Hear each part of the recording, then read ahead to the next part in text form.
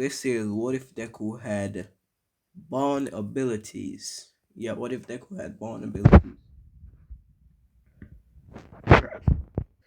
Sorry for me pausing the video just a while ago, but now I'm gonna continue.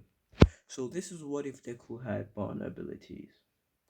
So we start off with Deku's parents, Deku's real parents, because in this one, Inko is not gonna be Deku's mother, more like his adopted mother. Just made the story a little bit sad. We start off in a deep forest. Basically, this is the Fairy King's forest. After everything, Bond resurrects his girlfriend and everything. This is the Fairy King's forest without all the demons, all the fairies. Everyone is gone.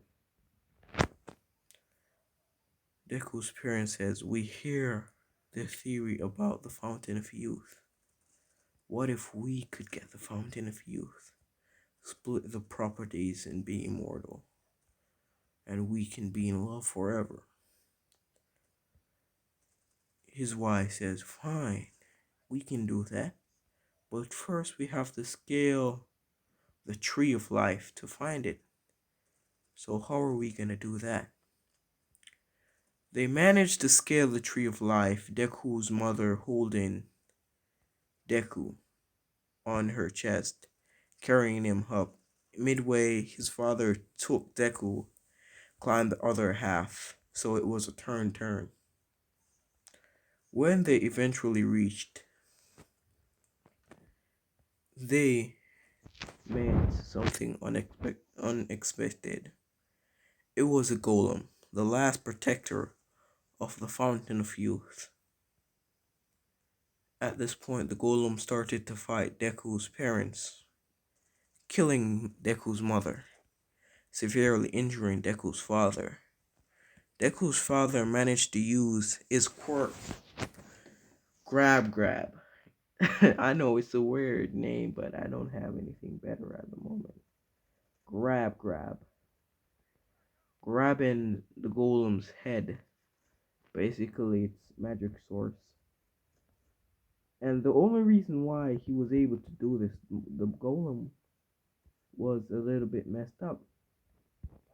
So when he did that, he ended up killing the golem. He realized like they were gonna die. If they die, Deku is gonna die too. And if they become immortal, the greed, the forever curse, the greed will not let them save their son. Even though they know that their son will be cursed with greed, he will become, he will have one of the 7 deadly sins. They choose that than letting their son die. When Deku got this, the tree began to die with nothing to nourish it. The the hero agency quickly took notice of this, of the almighty blossom tree dying. Since this has never happened through their history, they born and generation after again, seeing this tree. One day it just begins to wither. No one knew what to do, so they send some heroes, some low class heroes to investigate. When they reached a hero called Flashy Flash, found Deku to take him up, seeing that there were 2 dead bodies and 1 baby. No one knew how the baby survived, but the baby survived miraculously. So when they brought back the baby, they run a few tests on the baby. They said, surprisingly, this kid is healthy and we don't see any problems with him. So let's throw him in an orphanage and be over with it. Crap, I just rubbed pepper in my eyes. Please let me go and wash that shit out. Yeah, yeah. I was using I cut up a pepper like a minute ago before I start recording this video. So I just washed out my eye. Sorry about that. Where was I? Yeah, they said, let's send this kid to an orphanage and be done with it, because nothing is wrong with him. He's perfectly fine. At this point, Inko was working at the lab that they sent him to be examined. Inko not wanted to just send this kid in the system, knowing that this kid came from a dying tree, with seems to be his parents died beside him. She isn't gonna throw someone like that in the system because sooner or later that he's gonna be searching for his parents and he will not find them because his parents are dead. In fear that this kid will become a villain, Inko adopted him. Over time, she began to love him. It was not on purpose. The only reason why she adopted Deku was to stop him from becoming a villain. So this became a nuisance to Inko, even though she knew that she couldn't do anything about it because she loved this kid too much. So, over time, she grew to not be annoyed of it anymore. She loved this kid with all her heart. She couldn't do anything about it. We start off, Deku and Kachan were playing. This is like the moment where Kachan fell off the bridge. Kachan on his high horse says, "Quirkless, get away from me, you quirkless loser. Why do you think I need help? You're the one obviously needed saving. You don't have a quirk. I doubt you're even your mom's kid." Deku says, Kachan, why are you being so mean? Yeah, I don't know how to do the voice, so when I say Deku, it's Deku, right? So Deku obviously saying, Kachan, why are you being so mean to me? You don't have to say those mean stuff, you know. It's okay to get a little help sometime. And the curse doesn't kick in until he's about 10. No, the curse is gonna kick in early. No lie, no lie. When Deku reached his 4th birthday, time skip, when he reaches his 4th birthday, Kachan Kachan got his quirk early. Kachan is like a prodigy in My Hero Academia. This kid got his quirk early. He know how to use his quirk.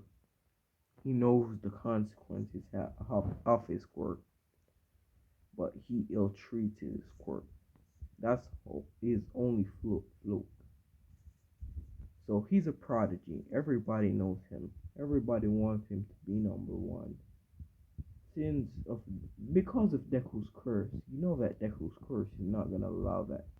He's greedy. He ain't gonna allow Kachan to surprise him. When his greed kicked in, they didn't know about his regeneration. He already had that from a little kid. So now he's like pissed because he's like, how dare them acknowledge him before they acknowledge me? I am going to be number one, not Kachan, not anyone.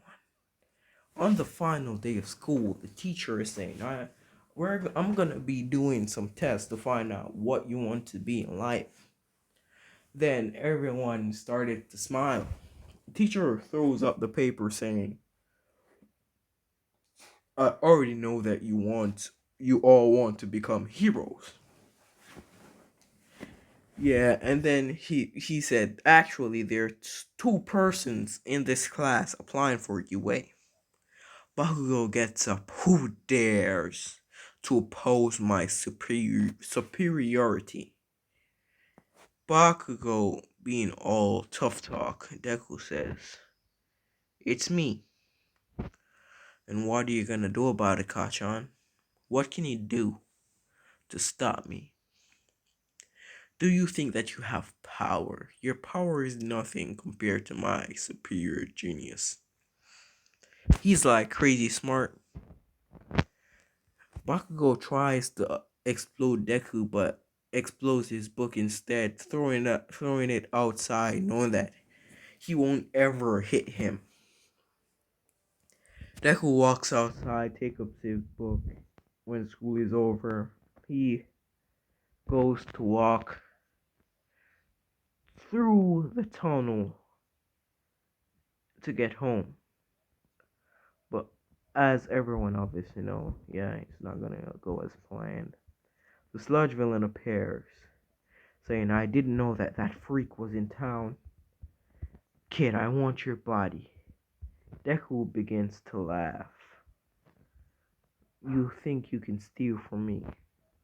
The one who steals from you. I am the one who you should be fearing. You should fear for your life in front of me. No, this isn't Deku talking. It's the greed. It's the curse. So basically, Deku is cursed. He's like he has the whole seven. He has the seven deadly sins. So this is the pride. You should be current before me, begging for your life. Who do you think you are? I will end you in a second of my time. I will steal your heart.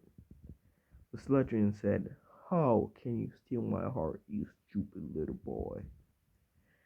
I don't even have a heart for you to steal, so you can try me. But warning, I was only just gonna torture you. I was only just gonna stifle you. But because of your mouth, I'm gonna do you much worse. Deku says, try your best, old man. Let me see your so-called power. Let me see your so-called quirk. Because everyone with a quirk nowadays are just running off their mouths. Can't do anything. Especially you villains. Thinking you're the top of the food chain. You're not. I am. I am number one. I am going to become number one. No one comes before me. So you see, you calm yourself. Do that and nothing will happen to you. The sludge villain latching on to Deku started to stifle him. Deku, like, he doesn't care. Only thing he knows, this man just threatened his number one spot in the world. So Deku goes berserk. He literally started to siphon off the energy off of the sludge villain. And the way how his power works, any energy he steals off you, it doubles. He he's 2 times stronger than that power now. He doubles his strength every time. So basically, I created a OP character almost like the What If Deku Was Deadpool series. He's basically a gag character. Call him One Punch Man if you want. The Sludge villain feels a little bit weak, but Deku isn't gonna punch Sludge. That was just his ego. He can't do nothing. But when the Sludge villain tries to stifle him, it doesn't work because every time he loses consciousness, he just wakes up again. The Sludge villain says, "What quirk do you have, kid? It seems that you're unkillable." Deku says, "I am not. You're just not trying hard enough. Maybe if you had the strength, you would." So basically, the slut, he cannot be killed. This is just his mouth talking. He's just trying to show off. Because he can be killed. He's not a god. No. Sorry, he can't be killed, basically. The only way Deku can be killed if it's him giving up his own life so someone can be someone can come back from the dead. So All Might arrives, seeing the sludge villain on Deku's body, saying, "I am here." When he does that, he fists the sludge off of Deku's body. Deku's looking at All Might like, "I didn't need your help, old man. Next time you see me, you stay out of my business." Walking off, distracting All Might. All Might didn't cart the bottle fully, but he jumped off anyway, saying, "That's the first time someone never saw me and be happy. Didn't ask for my autograph. This kid is different." Well, All Might says that he was thinking about when the bottle dropped out of his pocket. When Deku heard the explosions, he went over there, seeing Bakugo captured. He's laughing. Oh, look at this. He said that he was gonna be the number one. Look at what he's doing now. He's not the number one anymore. He's just a victim. They have him like he's a little baby. He's a victim. Deku walks in saying, "I thought you were gonna be the number one, Kachan. Where is that number one energy?